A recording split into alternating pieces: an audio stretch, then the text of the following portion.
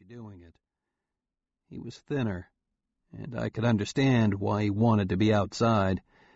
He was very pale. I noticed caps on a couple of teeth. "How long you been out?" 3 weeks and 3 days, he said, taking off his sunglasses and cleaning them with a napkin. "How was it?" He blew on his glasses and kept rubbing. "How was it? That's a great question, Matt. Well, let me see. How was it? Do you know what a blanket party is?" "I've heard the term. What do you say we just drop it?" "They bring you down the cell block the first day, all the way down and back up the other side. Their version of a perp walk. Then they open the door of a holding cell and in you go. All the cons are waiting to meet you. It's the neighborhood welcoming committee. A couple of guys stand up, taking their time. They hold a blanket in front of the bars, and the next thing you know, another one of them gets around behind you and hits you with something sneaky, maybe a soup can stuck in a sock. You go down, and that's when the fun begins. They take turns with you, Matt.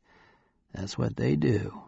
3 or 4 guys holding you down with a towel stuck in your mouth, everyone else helping out and taking turns. That's a blanket party." He finished with his glasses and put them back on. "I'm trying to think what else I can tell you about being a defrocked drug agent in a state penitentiary. I caught up on my knitting?" "I'm going to order a drink," I said, and I did. I thought about the bottle of Advil in my desk drawer at work. My hand ached, worse than it had in weeks. "One hell of a current in there at the change of tide," Fontana was saying, "especially an autumn tide. Mix it up with a new moon, you got a doozy. That's why that tug's straining like it is." I looked, and he was right. And the way to do it is wait till the freighter's right between the jetties, the narrowest point. You do it with some dynamite in the bow, say 15 pounds.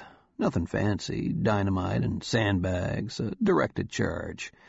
You blow a hole in the port bow, it swings the whole ship around. Kid stuff. "You need a hobby." He laughed.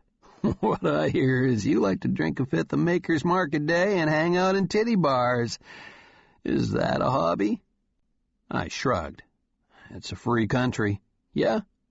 You should turn on CNN sometime. You got survivalist militias, you got whacked-out religious cults, you got kids with purple hair running around calling themselves anti-globalists. They don't think it's a free country. The whole thing makes me glad I'm out of law enforcement. Maybe you should get out, too." He couldn't leave the binoculars alone. He had picked them up again, taking off his glasses to squint through them. He said, "You could get some serious action in this town, come to think of it. Your old buddies at the Bureau are scared shitless these Cubans are going to get serious someday.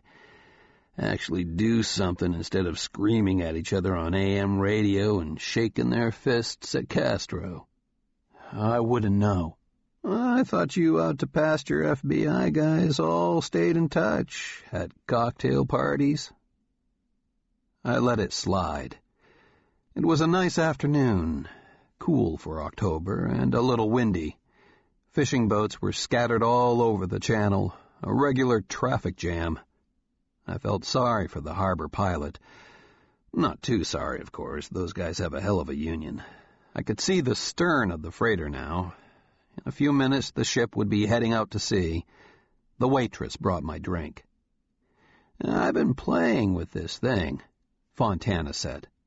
He had slipped on a pair of calfskin gloves. I looked down, and there was a little black gizmo on the table. "Try it out. You'll get addicted. A friend of mine, his sister's kid, turned me on to it." There was a screen, like on a pager. The thing was the size of a cigarette pack, with a dull metal casing. and when I picked it up it was heavier than I had thought it would be. I wasn't big on games. "You push the button on the side to start it up," he said. I did. Nothing happened. Then the screen lit up and displayed little green letters. The little green letters said, "Bang." Right then I knew what was going to happen next, but I didn't even have time to breathe. The explosion ripped through the patio like a gust of wind. Someone in one of the fishing boats was yelling, "Coño, coño, coño!" Everyone was screaming. On the wooden deck, on my stomach, I looked out from between two balusters and saw the freighter in flames. It had swung sideways in the channel, nose down and sinking fast. A guy on the tugboat was going nuts, trying to get the lines loose.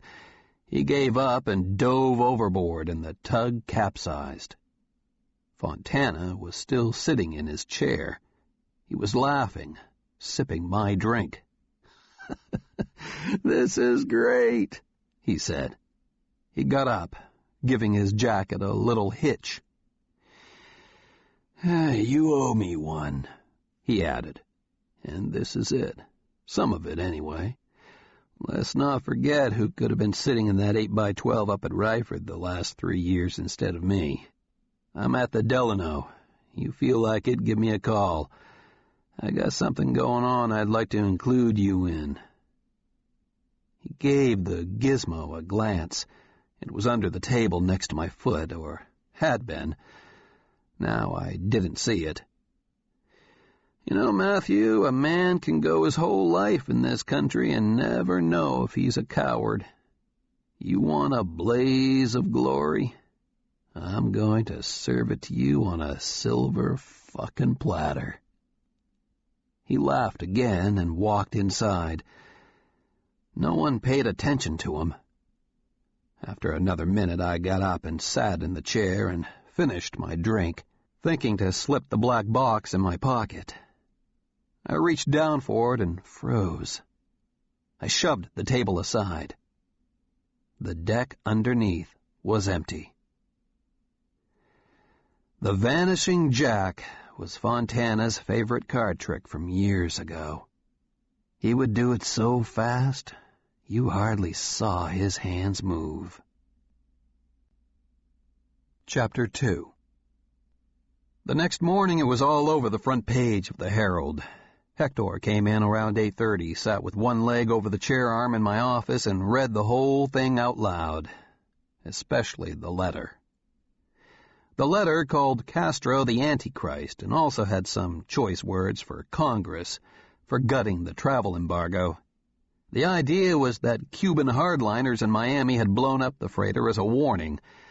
Bigger trouble was promised if the United States didn't do some soul-searching and reimpose full trade sanctions against Havana, cut off diplomatic ties, make the ballet dancers and boxers stay home. An exile's pipe dream. And that's what made the letter perfect. The delusion. It hit every note, right down to the spelling mistakes. It was signed the October 28th Brigade. Today was Thursday, October 29. "What do you think?" Hector asked. The kid was playing it cool. "I think someone better get the channel open or we're both out of a job." The Corps of Engineers had a 2,000-ton barge crane on its way down from Titusville. Meanwhile, 30 freighters were backed up in Lagar anchorage off Miami Beach, waiting to get into port. The inbound cruise ships were being diverted to Port Everglades and Port Canaveral, but the larger problem was the 6 luxury liners trapped in their berths at Dodge Island, each one bigger than a football field. The Italians at Costa Cruises had already tried to run the Majesty of the Waves through Cape Florida Channel and gone aground. At noon I was going to meet at the port director's office with people from the 3 top cruise lines. Tennell, the big man in our outfit, was flying in from Chicago with a couple of board members, and right now I wanted to get rid of Hector. On the other hand, he was a good weather vane.